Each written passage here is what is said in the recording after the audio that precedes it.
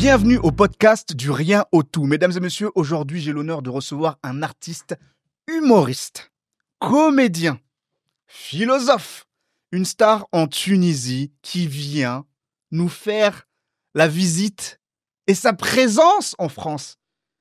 Mesdames et messieurs, c'est une personne qui a tout eu et qui revient ici en France en redémarrant de rien. Moi, j'appelle ça une personne qui a une résilience incroyable. Je parle d'une personne... attendez, il faut que j'arrête de vous parler de lui comme ça. Je parle d'un homme que j'aime énormément, mesdames et messieurs. Je parle de l'homme que l'on appelle Lotfi Abdelli. Lotfi, est-ce que ça va? Ah ouais, bonne intro, quoi. Ah. Moi aussi, je commençais à chercher. Je dis, c'est qui cette personne? Je dis, oh là là, quel parcours. Quel parcours, hein? Et c'est magique, j'aimerais bien rencontrer ce type. Lotfi, franchement, merci pour ta présence. Merci pour l'invitation. Ah, franchement, je suis très content de te recevoir. Tu sais que tu es une personne que j'aime beaucoup, je te l'ai dit plusieurs fois. On se voit souvent sur les scènes parisiennes et je voulais vraiment te recevoir parce que, comme je te l'avais dit, je voulais savoir qui est Lotfi. Et j'ai envie que les gens aussi te découvrent comme moi je te connais. J'ai besoin de comprendre un peu ton histoire parce que je sais que toi, de base, tu viens de la Tunisie, tu as construit une carrière en Tunisie et tu as tout lâché pour venir en France. Ouais. Est-ce que tu peux expliquer déjà, avant de parler du côté star, qui était Lotfi avant? Je sais pas, j'étais un jeune qui se cherchait comme tout le monde. J'avais un truc ici, je savais pas quoi, j'avais une force, un amour, une rage, j'avais tout, quoi. Tiens, j'avais 17 ans, je commençais à découvrir la danse. On était, nous, les gens du peuple. Pas les pauvres, j'aime pas dire pauvres, parce que peut-être on n'avait pas d'argent, mais on avait plus que l'argent. On avait de l'amour, des valeurs, des choses à raconter, mais matériellement, on n'avait rien, quoi, tu vois. Moi, je viens d'une famille analphabète, presque famille, quand je dis mon père et ma mère, ils savaient pas lire et écrire. Et moi, je découvre la danse, c'était le breakdance, le smurf, c'était le début de tout. Le début de tout. C'était le peuple qui commençait à danser dans la rue et tout ça, parce que la danse était avant réservée aux enfants de riches chez nous, et que les filles qui allaient au conservatoire comme ça. Sinon, il y avait une autre forme de danse traditionnelle, tu vois. Il y avait un ballet national traditionnel, mais les mecs, les gens dansaient pas. Dans le monde arabe en Afrique, dansaient pas, tu vois. Il y avait que des trucs traditionnels de danse africaine ou de danse arabe traditionnelle. Il y avait pas du moderne, du jazz, du classique et tout ça. Et je suis tombé dans la marmite, tout ça, j'ai kiffé. Je commençais à dire, ah tiens. Après, j'ai eu un petit groupe avec les gens de mon quartier. Tu vois, on vendait des petits trucs comme ça dans la rue à la sauvette pour pouvoir payer nos cours pour louer une salle où aller s'entraîner. Et on a formé un groupe qui s'appelait les Jokers. Je me rappelle très bien. J'étais petit, j'étais jeune, j'étais maigrichon. T'avais quel âge à l'époque? J'avais entre 17 ans, 18 ans, 19 ans. Ça se passait en 3 ans. Et on a créé un groupe qui s'appelle les Jokers. On a créé une chorégraphie. Et on a eu la chance d'avoir un premier concours international qui est venu chez nous. Tu vois, concours de danse. Et on était champion de Tunisie. Waouh! J'étais avec ma coupe comme ça et tout ça. J'étais fier de moi. Et je commençais à trop aimer comme ça, tu vois, le fait d'être danseur, je commençais à m'exprimer comme ça, c'était trop moi, quoi, tu vois. Et à un certain moment, je dis non, il faut commencer à me parler d'un truc professionnel, commencer à découvrir. Il m'a dit non, il faut avoir une formation classique pour devenir un danseur et tout ça. Parce que malgré tout, là, on était des amateurs. Et je dis comment? Et j'ai rencontré une femme extraordinaire qui s'appelait Anne-Marie Salemi, c'est une Française mariée à un Tunisien, qui était prof de danse. Elle avait une compagnie de théâtre et de danse. Elle était prof de théâtre, elle avait une compagnie de danse. D'accord. Tu vois. Et je suis allé vers elle. J'avais un peu d'argent avec moi, je parlais à peine français, 2-3 phrases. Je suis allé et il y avait que des filles de bourgeois, et tout ça, dans son conservatoire. Je suis rentré, frère, vraiment, c'est comme si... Un autre monde, un autre univers. J'osais même pas respirer. C'est elle qui t'a ouvert la porte de cet univers-là? Et je suis allé, j'avais 35 dinars à l'époque. 35 dinars, c'était la moitié ou le quart du salaire de mon père. C'était énorme, 35 dinars. Et je suis allé 35 dinars, un petit sac. Et j'attendais, elle m'a regardé comme ça, et il y avait des gens dansaient, mais pour moi, c'était des grands danseurs de ballet, quoi. Je dis, c'est ça, la danse? Je crois qu'ils étaient d'un autre niveau, quoi. Elle m'a dit bonjour, je dis bonjour, qu'est-ce que tu veux? Je dis moi je veux danser. Elle m'a dit quoi? Je dis moi danseur, champion, tanani, comme ça, je commençais à biduler un truc comme ça, une petite phrase en français. Et elle m'a regardé, j'étais tellement sincère qu'elle m'a dit rentre. Waouh. Elle m'a mis derrière dans le cours. Tu vois, elle m'a dit rentre, Ouais. on va voir. Elle continuait le cours. Et moi, j'étais là, j'essayais de me débrouiller avec les petits pas que je captais, mais c'était trop rapide pour moi, c'était trop sophistiqué parce que c'est un autre niveau. C'est un autre niveau, c'est autre chose. Et je sais pas ce qu'elle a vu en moi. À la fin, elle m'a dit, qu'est-ce que tu as envie de faire? Moi, je veux faire danseur. Et c'est là, rarement, elle voit un homme qui vient vouloir faire de la danse du peuple. Tu vois? Il y avait un autre garçon, c'était un bourgeois. Il était là-bas aussi. Mais c'était un très grand danseur qui s'appelle Mohamed. On était très potes après, mais il était d'un autre niveau. Et à la fin, moi, j'étais là, comme ça. Je savais pas ce qu'elle allait me dire. C'était une petite audition, quoi. Déjà, c'est énorme qu'elle m'a dit reste. Tu vois, c'est le premier miracle. Deuxième miracle, elle m'a dit tu vas venir faire le cours le jeudi prochain. Et moi, je dis j'ai de l'argent, j'ai 35 ans. Elle m'a dit garde ton argent. Wow. Je dis quoi? Elle m'a dit garde ton argent.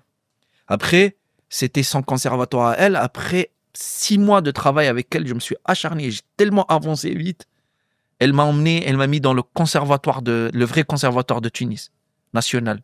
Elle m'a mis en 3e année, directement. Waouh. Je te jure, en 3e année. Après, j'ai commencé à vouloir toujours aller plus loin.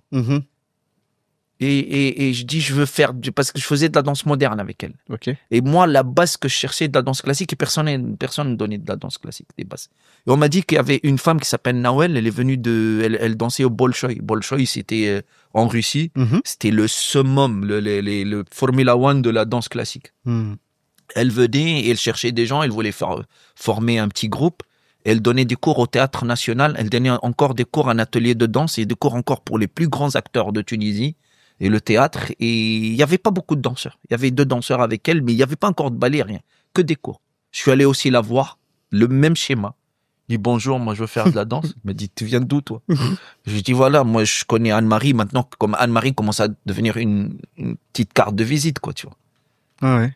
Je dis voilà, je danse conservatoire, Anne-Marie, tout ça. Elle m'a dit rentre. Et après, elle m'a pris sous ses ailes pendant 2 ans de formation. Et grâce à ça, on a créé le premier noyau du ballet national. Danse classique moderne. On a ramené des Russes avec nous, des Libanais, des gens des Brésiliens. Il y avait que 2 Tunisiens, on n'était pas beaucoup à être professionnels, tu vois. On commençait à ramener des chorégraphes partout et le ministère de la Culture a donné un énorme budget pour qu'on ramène une formation, des trucs. Et on a créé le premier noyau arabe et le premier noyau africain de la danse professionnelle de moderne et classique. Incroyable. On était les pionniers. Quand je dis les pionniers, on était les pionniers. On était des ovnis et dans ce temps, après, on s'est ouvert sur la danse contemporaine, dans le théâtre. Énorme. Et c'était très riche, c'était énorme. C'était ma vraie école de vie, la rigueur, tout ce que j'ai appris, la technique, la patience, l'art, l'ouverture. Tout ce que j'ai appris, c'était à travers de la danse. Wow. À travers la danse. Et donc après, il y a le théâtre qui est arrivé? Après le théâtre, parce que j'ai commencé à m'intéresser à la danse théâtre grâce à Pina Bausch. La danse théâtre? Ouais, une des plus grandes chorégraphes qui a révolutionné le monde entier. Le monde entier, elle l'a révolutionné avec sa danse théâtre. Parce que elle est rentrée dans les télés, dans le cinéma, les grands metteurs en scène, les grands cinéastes commencent à se dire, les peintres commencent à se dire, tiens, il y a une nouvelle manière de voir le monde, de penser, de réfléchir l'art, la scène. Et ça a eu tellement un impact surtout que moi je suis trouvé à faire du Pina Bausch, à faire de la danse contemporaine. Et j'ai eu la chance de travailler avec un de ses disciples qui est déjà mort, paix à son âme. Et j'ai eu des stages avec lui, donc nous on était très attirés par ça. Il commençait à dire je peux interpréter aussi. J'étais pas que danseur. D'accord. Je peux jouer avec mes émotions, je peux émettre des sons, parler. Et du coup, j'étais un vrai potentiel d'acteur. Et un des metteurs en scène tunisiens, jeune, il arrive de l'Amérique, il commence à s'intéresser à moi. En ce temps-là, je fréquentais tous les plus grands acteurs de ma génération. Là, les stars, les jeunes premiers, c'était mes potes parce que j'étais danseur, j'étais là, on était les artistes de cette période-là. Et on se fréquentait, on était là, et ils m'ont dit, l'autre fille, t'as un talent, t'es marrant, et on te présente au metteur en scène. Direct, on a fait première pièce de théâtre. Et j'étais repéré par 2 grands réalisateurs. D'accord. Un des plus grands c'est lui qui m'a lancé à la télé, tu vois. Il m'a vu, il m'a donné un premier rôle dans un feuilleton. Okay. J'ai cartonné, je suis devenu du jour au lendemain une star chez moi. Je baladais dans la rue, les gens m'arrêtaient. Incroyable. Après, j'ai été repéré aussi par un très grand réalisateur de cinéma. Il m'a dit, mon premier rôle. C'est direct des premiers rôles, moi, là, au cinéma télé. Pas de petits rôles, pas de casting, rien du tout. J'arrive, premier rôle direct. Ils ont vu des trucs en moi. Je sais pas, il y avait un truc en moi et ils l'ont vu. Et grâce à ce premier rôle-là, un des plus grands réalisateurs du monde arabe, Nouri Bouzid, c'est le Sylvester Stallone du truc, tu vois. C'est le champion du monde. Mm-hmm. C'est je sais pas. Et lui, il m'a vu, il m'a dit, toi, t'as compris ce que ça veut dire jeu cinéma, parce que avant les gens chez nous jouaient un peu au théâtre, à la théâtre. Fait que, avec un jeu très théâtral. Pas de Et moi, sincérité. Je venais de la danse contemporaine et tout ça, je savais jouer minimaliste, tu vois. Je ramenais autre chose. C'est la danse qui m'a emmené vers cette justesse, tu vois. Et il m'a donné mon premier rôle, il me l'a écrit, c'était un rôle d'un danseur. D'accord. Des quartiers chauds, qui est un peu perdu, qui est un peu délinquant, et qui a eu tellement de problèmes avec la justice et tout ça, les polices, qu'il fuit, qu'il est recherché par la police, récupéré par des islamistes. Ils voulaient l'embrigader, ils voulaient faire de lui une bombe, ils lui ont donné une mission d'aller se suicider, quoi. Se suicider. Ce film-là a fait le tour du monde, il a eu 40 prix dans le plus grand festival du monde. 40 prix le film au plus. Énorme. Et moi, j'ai eu 12 meilleurs acteurs. Waouh. En Inde, en Italie, en Espagne, Tribeca, New York, Robert De Niro, Best Award, Robert De Niro. Waouh. Best Award, frère, en 2006. Et j'ai continué après une carrière, j'ai fait plein de films internationaux, j'ai participé dans plein de trucs et en même temps, je faisais beaucoup de théâtre, beaucoup de télé, je devenais de plus en plus connu dans le pays. Mais j'ai pas cherché. C'est ce que j'allais te poser comme question. J'ai jamais cherché la fame. Imaginer non, ça jamais. Ou... Jamais. C'est arrivé à toi, en fait. Je voulais juste devenir un bon danseur. J'étais passionné de la scène. Je voulais juste être un danseur. Waouh. Mais ce qui est intéressant, c'est que tu me parles de la danse, du théâtre, et aujourd'hui, tu es humoriste. Ouais. Comédien. J'aimais beaucoup les blagues. Mm-hmm. Entre-temps, j'étais un mec il lâchait personne. J'étais là tout le temps à faire des blagues. J'étais fatigant, je faisais rire tout le monde. La classe, je montais dans le bus, je faisais rire les gens. J'étais dans mon quartier. Je cherchais s'il y a un mec dans l'autre quartier qui était marrant, j'allais faire des battles avec lui. C'était ma passion. On avait cette culture chez nous, au bled. Nous, on a des cafés où les gens se vannent tous les jours. Jusqu'au jour devenu très grand humoriste chez moi. J'avais des millions qui me suivaient. Je jouais devant 10 000, 5 000 personnes. Le matin, quand je me réveillais, j'allais dans mon quartier parce qu'il y avait des gens qui vannaient la street, frère. J'ai jamais. Et c'était des plus grands vanneurs. Et parfois, il y a même des collègues à moi, ils me disent, comment on devient aussi marrant? Je dis, venez passer un stage avec moi dans un des cafés du quartier. Et si vous arrivez à vanner ces gens-là, c'est là où vous allez devenir des monstres de la scène. C'est dingue. Et j'étais tout le temps là, et même les metteurs en scène avec qui je travaillais, et les plus grands réalisateurs, même Nouri Bouzid, j'ai fait avec lui 5 films. Mm-hmm. Arrête pas de me dire, l'autre, t'es trop marrant. T'es trop marrant, écris un truc. Et moi, j'étais à l'ancienne. Parce que ma génération, on se jette pas comme ça dans un théâtre, on n'écrit pas une pièce comme ça, un théâtre, on fait pas un one-man show comme ça. On se forme, on devient un très bon acteur. C'est comme les musiciens, comme un danseur. Tu vas pas faire les ballets, danser comme ça, tu vas devenir un soliste dans la danse, un premier danseur, sans que tu as fait tous les pas, tu montais tous les, je sais pas comment ça s'appelle, tous les paliers, les paliers, ouais, toutes les étapes. Toutes les étapes. On ne devient pas, on fait pas du one man et on n'a rien derrière. Moi, je voulais être une machine, une bonne machine, un acteur complet. J'étais acteur, danseur, je faisais de la musique, je faisais de la percussion, je faisais tout. Un certain moment, j'ai dit oui, j'ai fait mes preuves, j'ai fait mes preuves. Là, j'ai fait beaucoup de théâtre, j'ai fait beaucoup de danse, j'ai fait beaucoup de cinéma. Et là, je peux le faire. Et quand je l'ai fait, tout de suite, ça marchait. Tout de suite, ça a pris, et c'est énorme succès. Et mon spectacle a duré 15 ans. 15 ans 15 ans. Attends, le même spectacle pendant 15 ans? Même spectacle que j'ai toujours fait évoluer. Évolue à chaque fois, quoi. J'ai gardé le même titre, Made in Tunisia. Ok. Et là, je le joue jusqu'à maintenant en arabe. Mais tu viens, tu trouveras toujours demi-heure, 1 heure de plus, de moins. D'accord, ok. C'est une évolution. C'est toujours made in Tunisia, ça. D'accord. Et donc, pendant 15 ans, tu m'as dit? Succès de fou. 15 ans, succès de fou, spectacle en arabe uniquement, j'imagine? En arabe uniquement. Ok. 2h30, 2h30. Je faisais, quand je joue pas longtemps, c'était 2h moins quart. Chez nous, tu joues 1 heure, les gens s'énervent, t'insultent. C'est un manque de respect. Wow. Ça n'existe pas. Ça n'existe pas. Ouais, d'accord.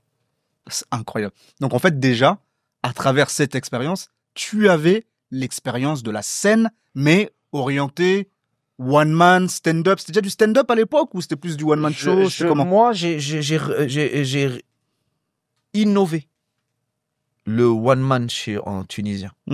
J'ai ramené, parce qu'avant, ils avaient beaucoup d'accessoires, ils mettaient des perruques, des personnages, c'était comme ça. Ils le faisaient super bien. C'était des grands acteurs. Il y a la tradition du one-man show. Et le public adore. Il y a un grand public pour ça. Moi, quand je suis arrivé, je dis non. Maintenant, il faut rendre les choses beaucoup plus modernes. J'étais en costume, j'étais pas, eux, ils étaient habillés un peu zama, clownesque et tout ça. Moi, je dis non, je veux un mec moderne d'aujourd'hui auquel la nouvelle génération s'identifie. Je veux un mec aussi qui sollicite l'intelligence. Je veux pas des personnages bêtes. Et du coup, je jouais des petits personnages, mais à travers le narrateur qui parlait neutre. C'était du stand-up avec des act-out. Ouais, ce qu'on appelle un peu du sketch-up, indirectement. Si tu veux, mais j'aime beaucoup. Jusqu'à maintenant. Même maintenant, je le fais un peu. C'est ce que tu fais, ouais. Ouais. Ok.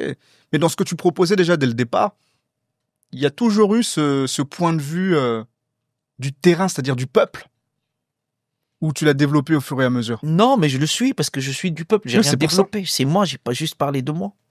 J'ai parlé de mes expériences. Moi, je suis un mec du peuple qui a fréquenté et qui gravitait un peu partout, les jet set, les artistes, les politiciens, les riches, les moins riches. Moi, j'ai connu tous ces gens-là, je les ai connus très bien. Et je suis devenu même ça à un certain moment. Je suis devenu le mec du peuple qui est un peu jet set, qui est connu, qui a de l'argent, qui est chic, tu vois, je suis devenu toute cette shakshuka, frère, tu vois. D'accord. Et le peuple le prenait plutôt bien? Adoré, parce que enfin, ils se sont vus. Enfin, il y avait un vrai miroir. Il n'y avait pas un mec qui jouait un jeu, il n'y avait pas un mec qui cachait derrière des trucs. Moi, je disais les choses crues, comme ça, et c'est pour cela que ça a eu un énorme succès. On n'avait pas l'habitude de voir les choses dites directement comme ça. En plus, c'était dans l'efficacité du rire, moi. Ouais. C'était bra, que des rires. Je travaillais sur ça. Je prenais des textes énormes comme ça, un texte d'une heure, et je faisais que 5 minutes. Je laissais que 5 minutes. Ah oui. Donc, c'était un rythme quand je jouais en arabe. Moi, quand je joue en arabe, pendant 15 ans, j'ai eu des témoignages qui, pour moi, c'est mes vrais prix. J'ai eu des gens qui m'ont dit, frère, on a pissé réellement de rire. Tu vois l'expression pisser de rire? Ouais. J'ai eu pas mal de fois des gens qui me disent, dans ta pièce, on a pissé de rire. J'ai eu des gens, sur la vie de mes enfants, ils m'ont dit, pendant 4-5 jours, j'ai eu mal ici. J'ai eu des gens, ils m'ont dit, j'ai vu des gens sortir, respirer dehors. Pour souffler un peu. Pour ne pas mourir de rire. Tu sais ce que ça veut dire mourir de rire? Mourir de rire, ça veut dire qu'ils n'en pouvaient plus. Sortir dehors, ils m'ont dit, on n'en peut plus, respirer, revenir. Il y a des gens, ils m'ont dit, j'ai des crampes. Qu'est-ce que tu veux, frère? C'est plus beau. Ah, c'est un truc de ouf. Il n'y a pas plus beau que ça. C'est notre métier. Si tu arrives à faire ça aux gens, tu as gagné la partie. Pour moi, je ne veux plus rien. Et dans ce que tu développais, ce que tu proposais, est-ce que tu disais les vérités du pays? C'est ça le problème. Le problème, que c'était à double tranchant. C'était un tel succès, tel engouement pour ce que je faisais. Mais après, je disais tellement des vérités que, frère, j'ai tiré sur tout le monde et je me suis fait des ennemis politiques sur des grandes échelles. Et tu connais très bien mon histoire, frère. Menaces de mort, menaces de prison, insultes, tout jusqu'à aujourd'hui. Waouh. Jusqu'à aujourd'hui. Et je le regrette pas. Alors que tu disais finalement les vérités qui font du mal au pays et tu le disais haut et fort. Mais c'est pas le public, c'est pas le peuple. C'est les mauvais joueurs. Tu vois, tu deviens une menace parce que tu draines la foule. Quelque part, un politicien, il fait de tout, il fait des promesses. Et toi, tu arrives là et tu le démystifies en 2-3 phrases et ça le pique et les gens se foutent de sa gueule après. Et lui, il fait de tout pour mentir aux gens avec tout le pouvoir qu'il a pour être aimé. Et toi, tu arrives avec 2 blagues, t'es plus aimé que lui et tu dis des choses beaucoup plus percutantes. Il va pas t'aimer. Moi, c'est un miracle aujourd'hui si je suis vivant. Je le dis. Avec le temps, j'ai réfléchi à tout ce qui m'est arrivé. Je dis c'est un miracle et je dis c'est de l'inconscience que j'ai fait. Et le problème, c'est que je continue à le faire. C'est plus fort que toi. Il y a des moments où je me dis, je te jure, j'ai des enfants, j'ai une famille, pourquoi je peux faire des blagues bien, cosy, simples, posées, tranquilles. Il y a du rire, les gens rigolent. Pourquoi je m'engage dans des endroits? Je le fais pendant 3-6 mois, après ça me prend. Le fait de voir de l'injustice, de voir de la bêtise humaine, ça me provoque. Plus ça me stimule, c'est incroyable, c'est trop marrant. Je comprends. C'est trop marrant, c'est plus fort que moi. Tu prends du recul en fait sur la situation, tu te dis mais en fait ça, en vrai, c'est n'importe quoi. Et là tu commences à décortiquer et à trouver des idées de vannes parce que c'est tellement non, même pas. flagrant. Je te jure, ils sont tellement dans la bêtise, dans le summum de la bêtise, dans l'essence de la bêtise, que t'as même pas envie de travailler.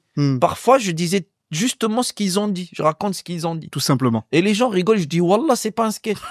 J'ai pas travaillé, j'ai rien travaillé, il y a pas de vanne, il y a pas de travail, il y a pas de prémisse, il y a rien. C'est juste dit comment le mec il a dit. Et les gens pleurent de rire parce que quand tu mets ça dans le contexte comique, c'est là où les gens se disent oh là là, regarde qu'est-ce qu'ils sont en train de nous dire.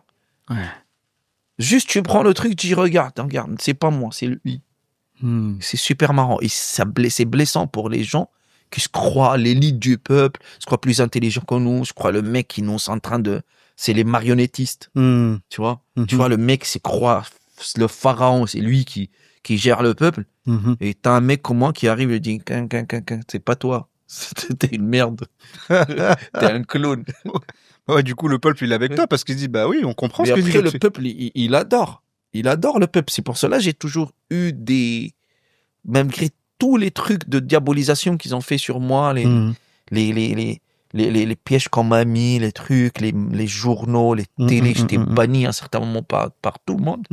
Le public ne m'a jamais lâché. Mes billets se vendaient en noir. J'avais des théâtres où j'avais 12 000 personnes à l'intérieur et 4 000 dehors qui n'ont pas trouvé leur billet. Je l'ai vécu, ça.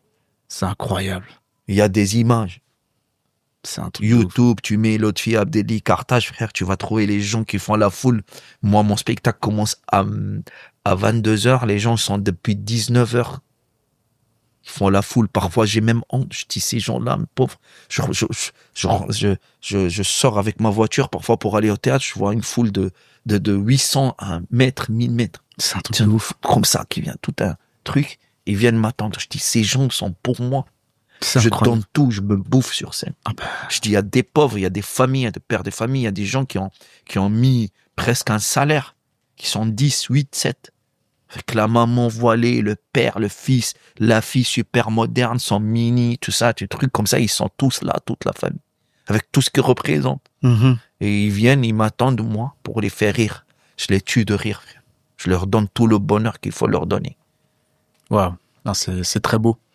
Et du coup, l'arrivée en France, qu'est-ce qui s'est passé? À quel moment tu dis, je lâche tout pour refaire qu'est-ce qui s'est passé en fait? Le switch.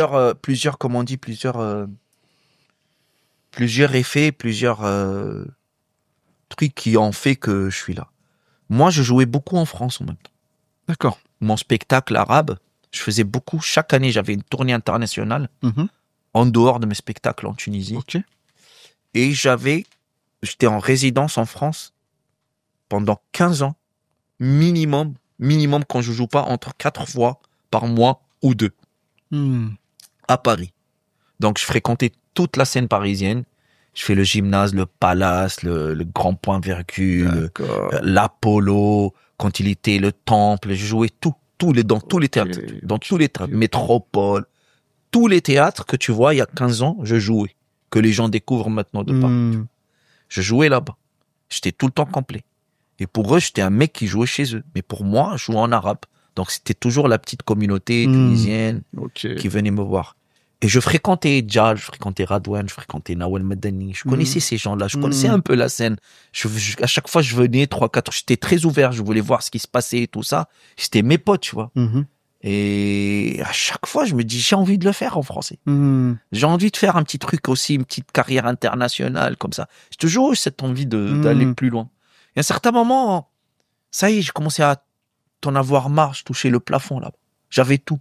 Je faisais des films, des feuilletons, j'avais mes grandes émissions à moi et tout ça. Mais moi, dans ma tête, j'évoluais pas. Le danseur qui a commencé, l'artiste, c'était une star, mais moi, j'étais rien dans ma tête. L'artiste n'était plus épanoui. Aux yeux des gens, j'étais là, énorme, et les gens voulaient être à ma place, mais moi, je voulais pas être à ma place. J'ai dit non, c'est fini pour moi, il n'y a plus rien artistiquement, j'ai tout fait là-bas. Qu'est-ce qu'il me faut comme... Et j'en avais marre aussi, il y avait la pression des menaces, tout. Chaque année, je faisais un nouveau problème, frère. J'accumulais trop le problème. Je devenais trop, je dis, allez, il est temps que je me casse. Et je me suis installé à Paris. D'accord. Et quand tu t'es installé à Paris, tu as été confronté à quoi? Oh, frère, j'étais confronté à ma médiocrité, mon ignorance, mon manque de savoir-faire, à tout ce qui était négatif. Tout. J'étais pas bon. Je m'aimais pas. Et quand je suis arrivé, je parlais mal français. Mon français ne me permettait pas d'être bon. Mon français ne me permet pas d'être bon sur scène, d'être éloquent, de faire rire en français, tu vois. Je comprenais pas encore la société, je connaissais pas les codes, les subtilités, l'humour se traduit pas. Même si tu avais 15 ans de métier, 15 ans de matière, tu les mets dans la poubelle. C'est ouf. Hein. Frère, tu passes d'un ordi à un autre. C'est dingue. Tu connais quand tu passes de Mac à... Il y a rien au PC, ouais. PC, rien là. C'est ouf. C'est ouf. J'étais pas bon. J'ai commencé avec dans les petits comedy clubs. J'ai commencé dans les laboratoires, avec les débutants. Et même les débutants, frère, il y a des gens qui venaient. Ça fait une semaine qu'ils faisaient du stand-up. Ils étaient meilleurs que moi. Avec toute la carrière que j'ai et les prix. Et j'ai fermé ma gueule. À un moment, je dis, hey, vous me connaissez pas. J'ai rien dit. J'étais là, je travaillais. J'étais très dur. Il y a des moments, j'avais envie de pleurer, frère. J'étais là tout seul, dans le froid. J'étais pas marrant. C'est comme si tu es milliardaire. C'est comme si tu avais beaucoup d'argent. Mais, t'as le droit à 15 € par jour. Dans ta carte de crédit, tu as le droit à survivre avec ça. C'est un truc de ouf. Et je me suis dit, allez, ta dignité, ton orgueil, ta rojla, zama, tes les hommes, ta fierté de arabe, je les ai laissés à l'aéroport. Parce qu'on m'a maltraité, on m'a mal parlé, on m'a pas considéré, on me regardait mal. J'avais pas l'habitude. Moi, j'avais l'habitude d'arriver, j'ai mon garde-corps, j'ai les gens, je suis la petite star, tu vois, les gens, tu vois. C'est le roi qui arrive. Et ici, frère, je suis rien. Rien, mais rien. C'est intéressant. Mais du coup, t'as été confronté à quoi? Aux moqueries aussi? Parce que tu m'as dit que tu parlais le français, t'es pas bien. Le mépris, le petit blédard qui se vient faire ici, avec son accent, on m'a dit, frère, il y a des grands, des noms ici. Au début, on m'a dit, avec ton accent, tu arriveras jamais à devenir quelqu'un en France. Waouh. T'es pas bon. Vas-y, casse-toi. Il y a des moments, on m'a dit, casse-toi, t'es pas bon. À des moments, on m'a dit que devant tout le monde, casse-toi, t'es pas bon. Comme ça. Et arrête de me parler. Je dis, moi, oui, je dis, arrête de me parler, man. Je te jure. Waouh. Devant des gens que je respectais, qui me respectaient, on m'a dit ça. Devant tout le monde, c'est même pas tout seul. Je dis, s'il te plaît, est-ce que je peux jouer? Il me dit, non, toi, tu joues pas pour toi. T'es pas bon, vas-y, parle pas. Je dis, d'accord. T'as raison, je suis pas bon. Si je suis pas bon, il a raison. C'est blessant, mais je suis pas bon. J'ai pas pris genre, ouais, le bâtard, il va voir. Je dis, peut-être il a raison. Je dis, ouais, moi, j'étais blessé, hein. T'es un être humain. Profondément blessé. J'ai eu très mal, mais je dis non. Peut-être il a raison. Donc la remise en question. La vraie remise en question. Donc au lieu de prendre, t'as fait le contre-pied. C'est-à-dire J'ai vu des gens, on leur dit t'es pas bon, ils sont rentrés dans un conflit, dans le déni, même en France ici. Bien sûr. Tu vas voir, moi, tu me connais pas mon niveau. Ouais. Je suis pas dit tu me connais pas mon niveau. Je dis t'es pas bon, d'accord. T'as accepté. J'ai accepté. T'es rentré. J'ai rentré et j'ai charbonné comme un malade. Comme un malade. Je travaillais jour et nuit. Je faisais tous les comédie clubs. Il y a des comédie clubs où je jouais devant 2-3 personnes. J'étais payé 2,5 €, 4 € par jour. Je jouais, frère. Je jouais devant 3 personnes qui me regardaient comme ça. Le jour, nuit, tout. Wow. Je faisais 10, 11, 15 des comédie clubs par jour. Wow. Et un jour, le même endroit, je suis revenu, j'ai cartonné.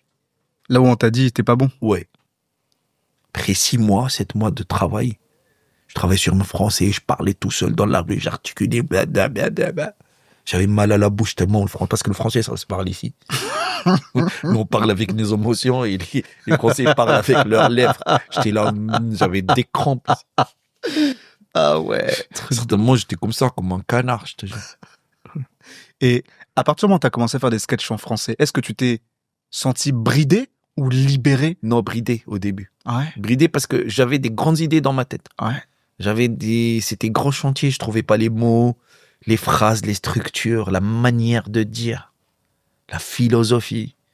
Même quand je le dis à ma manière, les gens comprennent pas ce que je veux dire parce qu'on a une autre manière de réfléchir, de poser les problèmes, de poser les choses. Frère, et du coup, je commençais avec des petites phrases. Comme je t'ai dit, 15 €. N'oublie pas. C'est comme tu en viens, tu dis cet appartement, ils me le font, on te dit 2 millions. Tu dis, ah, c'est l'appartement en fait, c'est ça mon standing. C'est ça. C'est ça mon appartement. 120 mètres carrés, bien, tu vois, avec un petit jardin.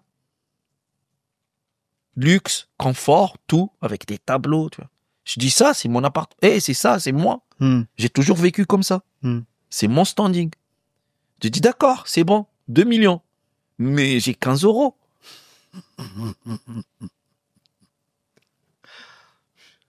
Tu vois?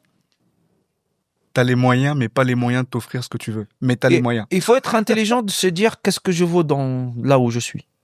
Toujours. Il faut se dire qu'est-ce que je vaux là où je suis. Faut jamais vivre avec une valeur que les gens ne connaissent pas. Ou laisse-les découvrir ta valeur. Si tu l'as, elle se voit, ils vont la voir. Si elle l'a pas, compose, sois intelligent, compose. Accepte. Accepte que t'es rien. Mais ça, tu vas aller plus vite. Ça va faire mal. Tu vas aller plus vite. Ça va te faire grandir aussi à l'intérieur. Moi, tout ce qui s'est passé, ça m'a aidé, ça m'a enrichi. J'ai retrouvé aussi l'humain, le mec qui a commencé, le débutant. Tu t'as fait du bien, quoi, en fait. Ça m'a fait du bien que mon statut, là. Parce que le statut aussi, te ramène beaucoup de conneries, le statut. Quand t'es star. T'es plus toi. T'es plus toi et du coup, tu crées plus de la même manière. La créativité, elle est différente. C'est sûr, la créativité se crée énormément dans la frustration, dans la douleur. La frustration, c'est un moteur. Et le confort, c'est un piège. C'est ça. Les vrais artistes, ils savent comment toujours sortir de leur confort. Le confort, c'est toujours un grand piège. C'est bien le confort, à un certain moment, t'as tout.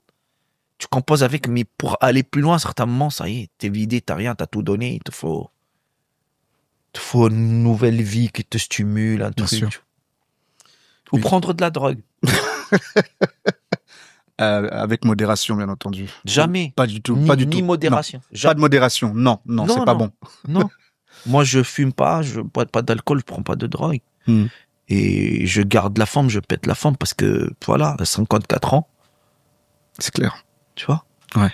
Non, il faut jamais prendre. Il faut trouver si tu veux atteindre la folie, tu vas la trouver dans ta tête. Cherche, on est tous fous quelque part. Cherche le chemin qui va te prendre. C'est pas la drogue, parce que la drogue, si tu l'as pas, tu vas plus trouver ta folie. Il te faut encore plus de drogue. Donc, ça y est, quand tu as connu le mécanisme de ta folie. Bien sûr. Comme on a travaillé ensemble, parfois, je te dis. Trouver le mécanisme de ta folie. C'est ça. Tu veux la provoquer quand tu veux.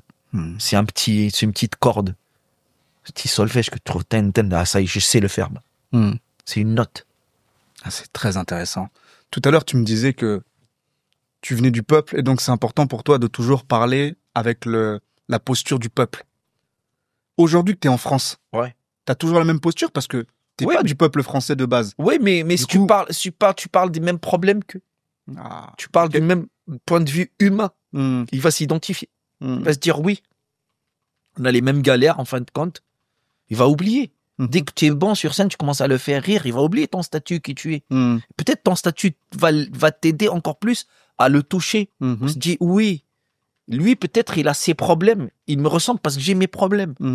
Si tu arrives, t'as pas de problème, t'es là, tu crées un fossé entre toi et le public. 90% des gens qui viennent voir du one man, ils sont dans la merde. Ils essayent de fuir une misère. De fuir une misère, ouais, c'est ça.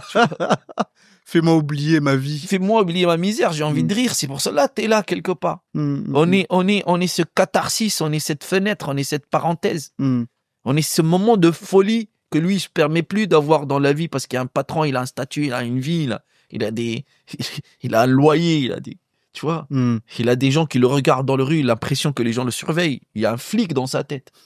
Toi, tu arrives, le petit mariole là, le pagliaccio comme on dit, tu vois. T'es là et papa. Je dis, ah ouais, c'est ce que j'ai envie de dire quelque part. Ah oui, j'ai réfléchi à ça, mais je me suis arrêté, je me suis censuré dans ma tête. Parce que j'ai pas le droit, parce que je suis catholique, parce que je suis bon citoyen, parce que je suis un bon français, parce que nanana, parce que ça se fait pas. Et toi, tu arrives avec tous ces thèmes que lui, il a envie d'aborder, qu'il n'ose pas aborder. Tu dis, tiens, t'inquiète pas, je suis là pour ça. Et donc, le spectacle, je suis bien chez vous. Ouais. Comment l'idée du titre t'est venue et comment ça se passe, ce spectacle? Alors, explique-moi comment, en fait, pour restructurer ma question, le spectacle, je suis bien chez vous. Comment le titre t'est venu? Parce que déjà, le titre est assez parlant. Et de quoi parle le spectacle? Quand tu aimes la vie, quand tu aimes un pays, quand tu aimes la France, ou un pays ou un autre mec comme...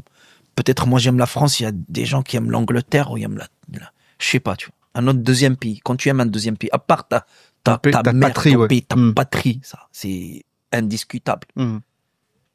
Si tu es pas bien dans un pays, tu vas pas l'aimer. Tu vas pas donner, tu vas pas les aimer, les gens. Et aimer réellement, je l'ai appris avec mes parents, mes enfants, tu aimes tes enfants.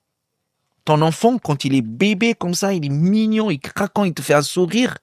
Et parfois, tu fais un petit caca. Petite merde, frère. Tu le jettes pas quand il te fait cette petite merde.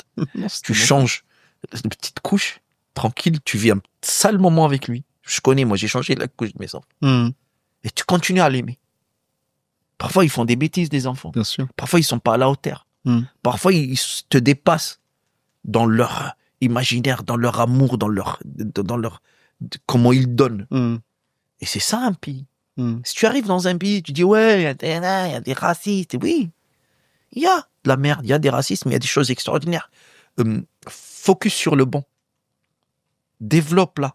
Que ça soit choisis le terrain où il y a que des bonnes choses. Le terrain fertile. Et l'autre, évite-le ou essaye d'aider ces gens-là. Peut-être un artiste, un raciste, à nous de l'aider. Nous subissons. Peut-être c'est lui qui nous subit. Moi, j'ai toujours dit à un raciste, c'est pas moi qui le subis. C'est lui. C'est lui qui souffre. Qui souffre de ma présence. Donc, aide-le peut-être. Tu vois. Et donc, le spectacle... Je suis pas à amour, hein. Ouais, non, je comprends. C'est pas eau de rose. Ouais. C'est accepter la vie parce que je suis un mec de la rue, je suis un mec du peuple. J'ai toujours accepté le mauvais côté des choses. J'ai toujours vécu le mauvais côté. Dans le mauvais côté, il y a un bon truc. Dans la danse, j'ai appris qu'il y a toujours la qualité de ton défaut. Tu travailles tellement sur ton défaut qu'il devient une qualité. Ok. Donc, je disais, donc, ton spectacle parle de ces différents sujets-là, ça parle de racisme, parle de religion, parle des tabous, parle de moi, des difficultés, des différences de culture, et parle, il accuse, il aime, il dit je vous aime, il dit non, je déteste ça. Tu vois, je pousse loin mes réflexions, je parle d'homosexualité. Mais c'est intéressant d'avoir cet angle, ce point de vue, parce que dans la communauté arabe, c'est un peu des sujets tabous, surtout de ta génération. Je parle pas des Arabes oui, mais moi, d'ici qui ont grandi en France, c'est autre chose. Même toi, ta moi, génération. Même chez moi, j'ai toujours été borderline. J'ai toujours parlé de ces sujets. C'est les piliers du comique. La religion, la politique et le sexe. C'est les piliers du comique. Je sais pas ils sont très présents en France. C'est incroyable. Ouais, ça c'est clair. La présence et leur efficacité, leur effet sur le français, sur la France, est énorme. La politique, la religion, le sexe, frère, c'est le moteur principal de la France. Ouais. Les gens, tu les vois, ou c'est des groupes de sexe, ou c'est des groupes de politique, ou c'est des groupes des gens qui aiment pas la religion. C'est vrai. Ouais, c'est vrai. Ou t'as des gens qui sont là, effrayés par la religion, ou des religieux. Quand je dis religieux, pas que musulmans. Bien sûr. Tout religion, comprise. Ou t'as des gens laïcs, non, nous on a fait la révolution, non, pas pour la religion, tu vois. Ou les gens qui sont dans la sexualité, dans le sexe, gérés par cette envie de l'autre, envie de se faire plaisir, ou la politique, frère, qui devient maintenant, qui domine tout. Ouais. Cette ouverture d'esprit, là, c'est pas lié justement à l'approche artistique que tu as eue depuis ta jeunesse, de vous rencontrer des gens de différents horizons, qui fait qu'en fait, toi, même en étant en Tunisie, tu as toujours eu cette ouverture d'esprit, mais parce que ton environnement naturel était déjà ouvert. J'étais, je crois, de nature aussi, c'est une nature. Après, je l'ai développé, c'est une nature qui m'a emmené vers ça. J'ai toujours cherché ce qu'il y a derrière ce que je suis, l'autre. Je voulais toujours connaître. Et moi, ce qui est bien aussi, quand j'étais petit, j'étais tellement ouvert. J'apprenais à parler l'italien, l'allemand, l'anglais. Wow. Tu vois, l'arabe, le français. Tu comprends? Ouais, je voulais toujours savoir ce que l'autre pense, communiquer avec l'autre, comment il est, et comment il arrive à être, s'il est meilleur que moi, comment il arrive à le faire. S'il est là aujourd'hui, comment il arrive à le faire? Et si tu me poses cette question, tu vois, tu vas arriver là-bas, et même le dépasser, le surpasser. Ok. Non, et c'est la danse aussi qui a fait que moi, je me suis battu avec mes complexes. Premier complexe, c'est le corps. Dans le corps, il y a tout. Il y a la religion, le sexe, la politique. Là, t'as peur de l'autre. Tu le touches pas. Tu te bats avec tes maladresses, la pesanteur. Si tu résous tes problèmes de corps, tu vois, le reste, ça devient périphérique. C'est rien du tout.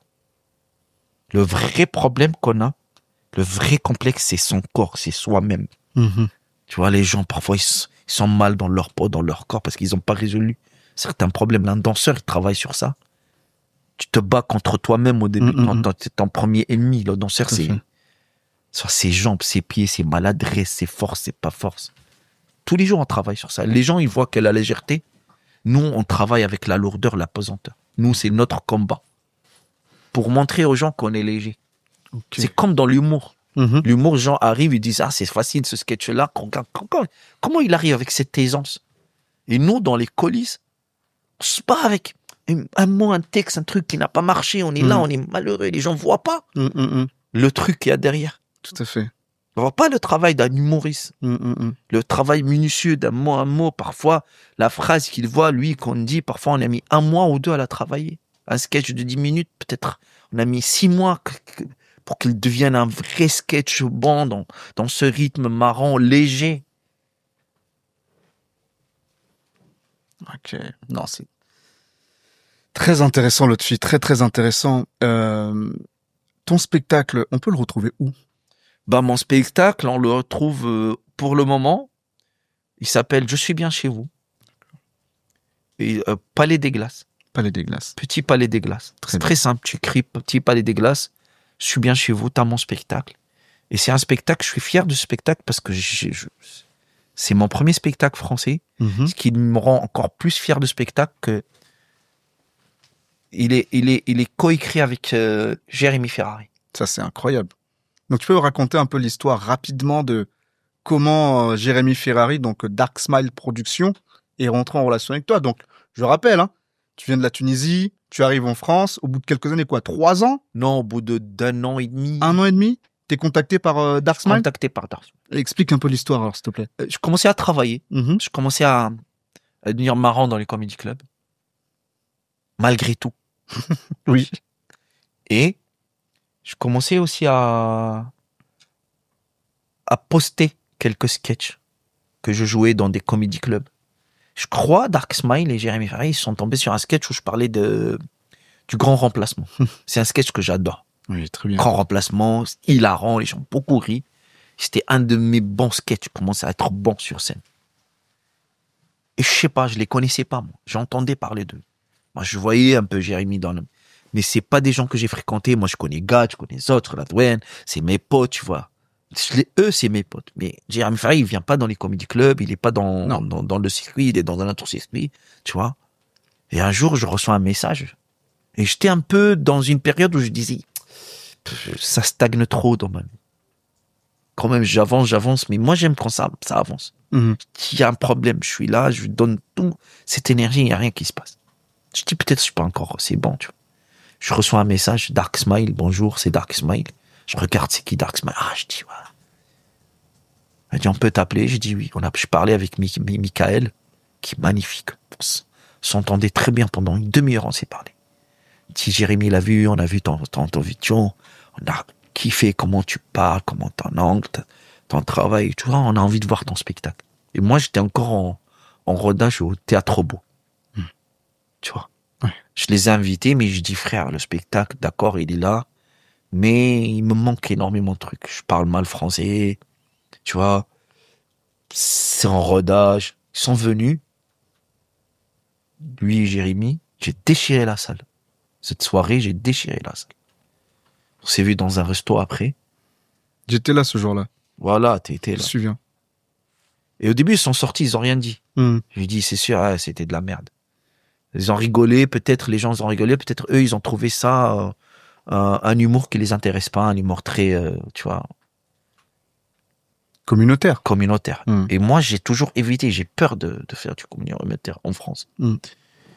Et un quart d'heure après, il m'envoie un message, il me dit, on est en face, dans le resto Pachyderme. J'y vais, et on parle. C'est la première fois que je vois Jérémy Ferrari. Et on discute, honnêtement, il m'a dit, j'aime beaucoup ce que tu fais, ça se voit que tu as du métier, ça se voit, tes angles, l'intelligence dans ton travail, tout ça. Et je dis, mais sincèrement, pourquoi moi? Les gars, vous voyez que j'ai du mal à parler français. À cette époque, cette période, c'était pire que maintenant. Et ils m'ont dit, écoute, je dis, il y a plein d'Arabes qui sont là déjà. C'est des Arabes français, ils en ont tout. Pourquoi moi? Ils m'ont dit, ce qui est bien, il a pas craché sur personne, là, Jérémy. Il m'a dit, je les respecte, ils sont magnifiques, je sais qu'ils sont très marrants. Les Arabes, vous êtes trop marrants déjà. Mais toi, t'as un angle différent, t'es différent. T'as un autre truc. Y a pas, ça existe pas un truc comme toi en France. On peut faire quelque chose. Il m'a dit, sur tes problèmes de français, de trucs comme ça, je sais que t'es tellement intelligent, d'ici 3 ans, 4 ans, tu vas résolu tes problèmes. Mais avec moi, peut-être en 2 ans, 1 an, mais tu vas résoudre tes problèmes. On va te développer, travailler, être patient avec toi, parce que moi, je voulais une prod qui me développait, je voulais une prod qui me met directement. C'est normal. Être patient avec moi, le jour où tu vas être prêt, on va travailler tellement avec toi. Et d'accord, j'étais d'accord, ils ont revu une autre fois mon spectacle, ils ont confirmé. Avec d'autres gens, ils ont envoyé leur équipe, tout ça, ils ont confirmé. J'ai signé avec eux et on a commencé à travailler après 6 mois de cette rencontre. On a commencé à travailler, commencé à écrire avec Jérémy. Jusqu'à maintenant, on a coécrit, on a fait première écriture, deuxième écriture là. On est sur une deuxième écriture, il y aurait même une troisième écriture. Le jour où on va se dire le spectacle, il est complet, il est bien. Ça y est, on va commencer à travailler sur, on sait pas quoi encore, mais comment rendre le spectacle plus spectaculaire, plus là, plus touchant, plus moderne. Et c'est énorme ce qu'il fait. Parfois, il me prend pendant 6-5 heures de travail. Même pas tout le spectacle, sur une partie du spectacle où on travaille. C'est une machine, le mec. Et on s'entend très bien. Lui, il aime aussi les fous, un humour noir, et dénonçateur et tout ça, tu vois. Je crois qu'il choisit que des cassos, lui. Incroyable. Donc franchement, très belle collaboration. Franchement, c'est incroyable. En aussi peu de temps, finalement, malgré les difficultés que tu as pu rencontrer, ce qui ressort, c'est la résilience, le travail, la détermination. Oui, moi je dis toujours croire en soi, en fait. Je dis toujours aux jeunes là que je croise et qui ont énormément de talent, qui sont là, ils donnent de la force. Et il y a des moments, ils savent pas où aller. Tout à fait. Parce qu'ils ont pas de l'expérience, ils connaissent pas, ils ont pas un schéma, il y a pas de schéma, généralement, tu sais. Moi je dis, le travail va payer. Attends. Il y a une heure qui va arriver, ton heure va arriver. Mais travail, il n'y a que le travail qui paye. Et moi, ça m'a été confirmé à travers une carrière, 35 ans de travail, qu'à chaque fois que je travaillais, même sans le vouloir, il y a des choses que je suis allé chercher, il y a des choses qui sont venues toutes seules. Parce que j'ai bossé. La dynamique ramène la dynamique. Tu vois? Les gens qui ont une dynamique aiment voir des gens qui ont une dynamique. Ils disent, ah tiens, lui, j'ai envie de bosser avec lui, il a une dynamique. La dynamique ramène une dynamique. Toi, on était dans une dynamique, tu me connaissais pas, tu as vu que j'étais en dynamique, tu as une dynamique dans les comedy clubs. Tu as dit, l'autre fille, j'ai envie de bosser avec lui. L'autre fille, j'ai envie de l'interviewer parce qu'il est dans une dynamique. La dynamique ramène une dynamique. C'est vrai, exactement. C'était là et tu sais, non, il n'y a rien. Fais tes sketchs, fais travail, apprends, va, enrichis-toi, cultive-toi et tout ça, ça va venir. Super. L'autre fille, ça serait quoi le dernier mot, en fait, te concernant depuis la Tunisie et maintenant que tu es en France? S'il y a un mot pour conclure cette interview, ça serait quoi, selon toi? Il n'y a pas de dernier mot, le dernier. Il n'y a pas de on va continuer à parler, on va là, aller inventer de nouveaux mots, inventer de nouvelles histoires jusqu'à la fin. Ok. Tu vois, il n'y a pas de dernier mot, frère. J'aime ça, j'aime beaucoup. L'autre fille, franchement, merci beaucoup. Merci, Hervé, tu m'as fait parler, on dirait, on dirait, j'étais à mon psy. Ouais, un thérapeute, un psy. Thérapeute, psy, comme ça, j'ai parlé. Tout. Mais je t'avais dit, on est là pour échanger. Ouais. Et les gens aussi vont te découvrir autrement. Non, mais je te découvre aussi parce que ce qui est bien, parce que moi, j'ai fait ça. J'ai invité des artistes dans mes émissions, des grands artistes. Okay. Et j'ai appris un truc en faisant. Il s'agissait pas de moi. Et parfois, j'invite des artistes où moi, j'étais encore plus connu que, plus star, même dans mon métier. Mais quand je les invitais, c'est eux les stars. Ça parle ça parle pas de moi. Tout à fait. Tu comprends? Et toi, tu l'as fait, bravo. Écoute, merci beaucoup. T'as pas dit ouais, mais moi, parce que, oui, je connais, parce que, tu vois, on peut le faire. Il y a plein de gens, oui, j'ai vécu la même chose, j'ai commencé à te parler de ton expérience. Toi, tu m'as laissé parler, et c'est bon parce que tu mets de la lumière sur l'autre. Il s'agit de l'autre. C'est normal. C'est une forme d'intelligence. Écoute, merci beaucoup. Mais dans tous les cas, je pense que il y a encore d'autres choses à découvrir. Je pense que les gens, comme moi, je te connais, le public mérite de connaître cette facette-là de toi. Et je pense qu'on va se revoir dans d'autres épisodes parce que là, on n'a vu qu'une seule partie. Et vous n'avez pas encore compris qui il est vraiment. On n'a pas dit le dernier mot. On n'a pas dit le dernier mot. Franchement, l'autre fille, merci beaucoup. Merci à toi aussi. Okay. Bonne chance pour ce podcast. Merci beaucoup. Mesdames et messieurs, nous arrivons à la fin de ce podcast. J'ai reçu Lotfi Abdelli. N'hésitez pas à nous suivre sur le podcast du Rien au Tout, disponible sur Spotify, Deezer, toutes les plateformes des réseaux sociaux, TikTok, Insta, LinkedIn. N'hésitez pas à nous ajouter. Merci beaucoup. C'était Hervé Di Paris de Du Tout au Rien, le podcast. À très vite. Ciao.